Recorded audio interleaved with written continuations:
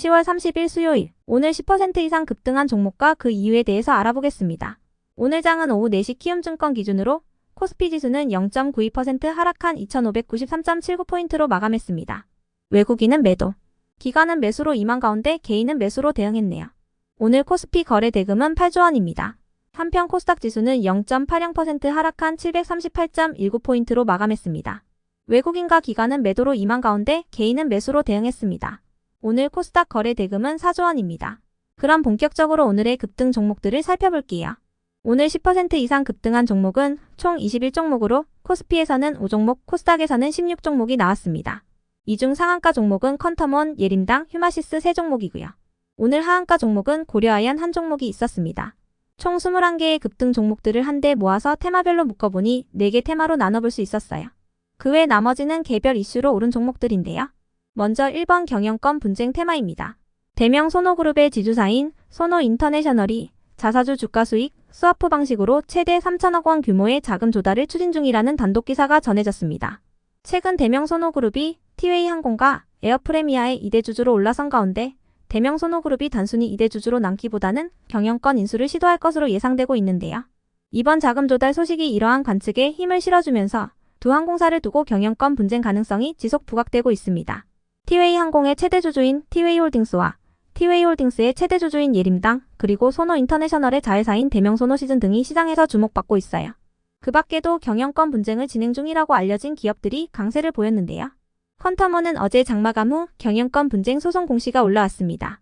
블루서미 캐피털 주식회사가 주주총회결의 부존재, 무효 확인 등의 소송을 제기하고 신주 발행 부존재 확인 소송을 제기했다고 공시했습니다. 한편 한미오너 일가의 경영권 분쟁도 지속되고 있는데요. 이틀 전 송영숙 회장과 임주현 부회장, 그리고 개인 최대 주주인 신동국 한양정밀 회장으로 구성된 한미약품그룹 대주주 3자 연합은 한미사이언스를 상대로 주주 명부 열람 등사 가처분 소송을 제기했다고 전해졌습니다. 경영권을 가진 임종윤과 임종훈 형제는 최근 외부에서 전략적 투자자를 유치하기 위해 분주하게 움직이고 있으며 실제로 최근 바이오 기업 고위 관계자와 만나서 투자 유치를 타진했다고 하네요. 그 밖에도 맥신커피로 유명한 동서도 최근 경영권 분쟁 소식이 있었는데요. 형제 경영에서 사촌 경영으로 넘어가는 시점에서 삼촌과 조카 간의 미묘한 신경전이 펼쳐지고 있다고 전해졌습니다. 이렇게 경영권 분쟁으로 강세를 보인 종목들도 있었지만 최근 경영권 분쟁으로 강세를 이어오던 고려아연은 오늘 하한가로 마감했는데요. 고려아연이 총 2조 5천억 원 규모의 신주를 발행하는 유상증자를 결정했다고 밝혔기 때문이에요. 고려아연 측은 유상증자 자금이 채무상환과 시설자금, 타법인 증권 취득에 사용될 예정이라고 공시했는데요. 대부분의 채무가 최근 최 회장 측의 경영권을 방어하기 위한 공개 매수 과정에서 생겨났기 때문에 논란이 있을 것으로 예상되고 있습니다. 신주는 시가 대비 약 30% 할인된 가격으로 발행되며 MBK연합으로부터 경영권을 방어하기 위해 우리사주 조합의 20% 물량을 우선 배정하여 우군을 늘릴 계획이라고 전해졌어요. 여기에 대해 영풍과 MBK파트너스 연합은 강하게 반발했는데요. 고려아연의 이번 유상증자는 기존 주주들과 시장 질서를 무너뜨리는 행위라며 유상증자를 저지하기 위해 모든 법적 수단을 동원할 것이라고 밝혔습니다. 아마도 신주 발행금지 가처분 신청 등의 조치를 취할 것으로 보입니다. 참고로 금융감독원은 내일 자본시장과 관련한 브리핑을 진행할 예정인데요. 여기서는 고려아연의 경영권 분쟁과 두산그룹의 기업 구조 개편, 그리고 신한투자증권의 LP 운용 손실 등의 사안을 다룰 계획이니 참고해주세요. 다음은 이번 재건 테마입니다. 미국 대선이 일주일 앞으로 다가온 가운데 경합주에서 트럼프 전 대통령의 지지율이 박빙의 우위를 보이고 있다고 전해지면서 트럼프의 재선 기대감이 지속 부각되고 있습니다. 특히 트럼프 전 대통령이 설립한 트럼프 미디어 앤드 테크놀로지 그룹의 주가는 급등세를 이어가고 있는데요. 이러한 분위기 속에서 트럼프 관련주로 묶이는 재건 및 남북 경협 관련주들이 지속 주목받는 분위기입니다.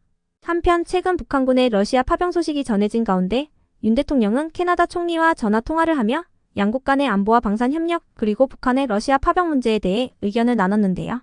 윤 대통령은 조만간 캐나다에서 열리는 우크라이나 평화공식 장관급 회의에 한국의 우크라이나 재건 지원 정부 대표를 보낼 것이라고 약속했습니다. 이 같은 소식에 재건 관련주들이 시장에서 주목받은 모습이었네요. 다음은 3번 AI 테마입니다.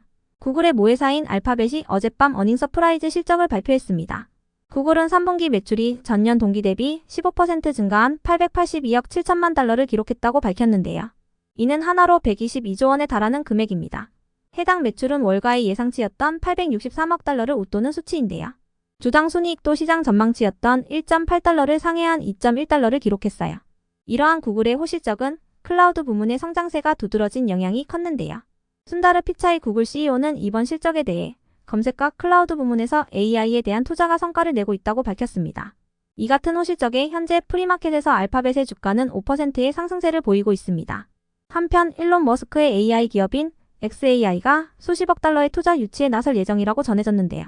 xAI는 5개월 전만 해도 기업 가치가 240억 달러로 평가됐었지만 그동안 기업 가치가 상승하여 400억 달러로 평가받고 있다고 전해졌습니다. 이러한 소식들 속에서 AI 관련주들이 상승세를 보였는데요. 이 중에서도 SP소프트는 마이크로소프트의 AI가 적용된 코파일럿용 가상 OS를 출시한다는 소식도 동반되었습니다. SP소프트는 마이크로소프트 코파일럿의 국내 라이선스 사업을 영위하는 기업으로 서비스 매출이 계속 증가하고 있어서 실적 성장이 전망된다고 밝혔습니다. 다음은 4번 반도체 테마입니다.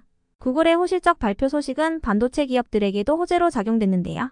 구글의 AI 투자가 성과를 내고 있다는 말에 AI 산업 확대로 인한 반도체 기업들의 수혜 기대감이 재차 부각되었습니다.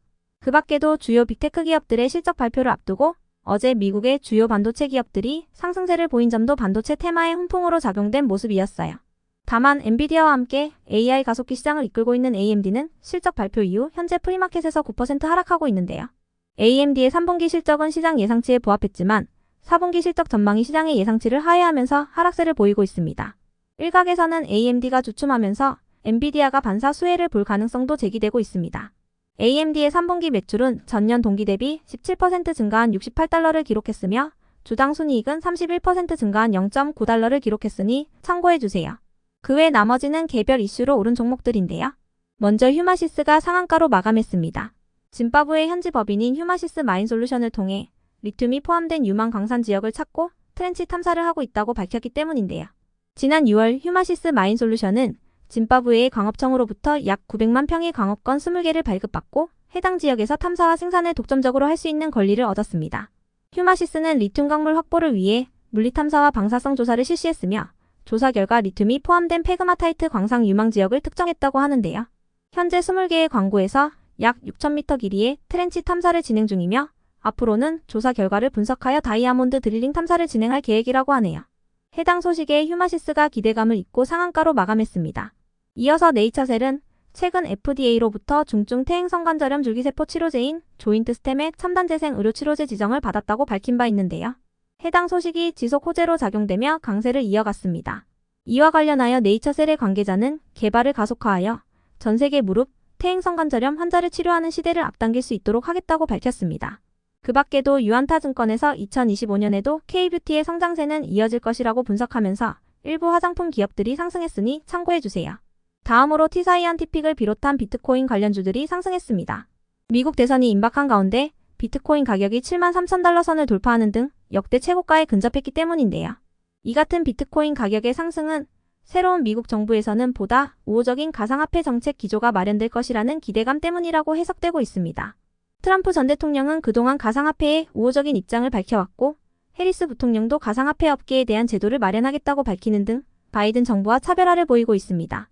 비트코인 관련주 중에서도 T사이언티픽은 장마감 후 LGU 플러스와 42억 원 규모의 공급 계약 소식도 동반되었는데요.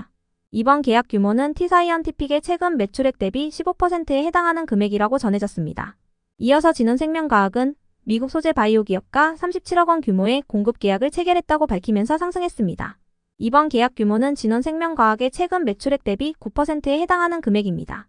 다음으로 그레디언트가 상승했습니다.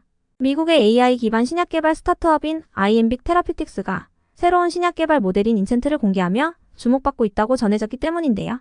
아이엠빅 테라퓨틱스의 이사회 멤버인 프랜시스 아놀드는 이번 개발은 신약 발견을 위한 AI 활용의 큰 돌파구가 되었다고 평가했습니다. 해당 소식에 그레디언트가 아이엠빅 테라퓨틱스의 시리즈 B 투자에 참여한 이력이 부각되며 강세를 보였네요. 이어서 DXVX는 ARPAH 프로젝트인 상온 초장기 비축 메신저 리보엑산 백신 소재 및 대량 생산 공정기술 개발 과제의 공동연구기관으로 선정되었다고 발표하면서 상승했습니다. 해당 프로젝트는 한국보건산업진흥원이 주도하며 보건의료 난제를 해결하기 위한 혁신적인 연구 프로그램이라고 하는데요. 이번 프로젝트에서 DXVX는 메신저 리보엑산 백신 기술의 유전체 온전성 검증과 사업화를 진행할 예정이며 이번 과제는 5년간 총 85억 원의 연구비가 지원된다고 전해졌습니다. 끝으로 크레오 SG는 자체 면역 항암제 연구센터 구축이 순조롭게 진행되고 있으며 올해 안으로 구축될 예정이라고 전해지면서 상승한 것으로 추정됩니다. 크레오 SG는 자체 연구센터를 중심으로 항암제 개발을 본격화할 방침이라고 밝혔습니다. 그럼 오늘의 거래량과 거래대금 상위 종목들을 시장별로 살펴보고 마칠게요.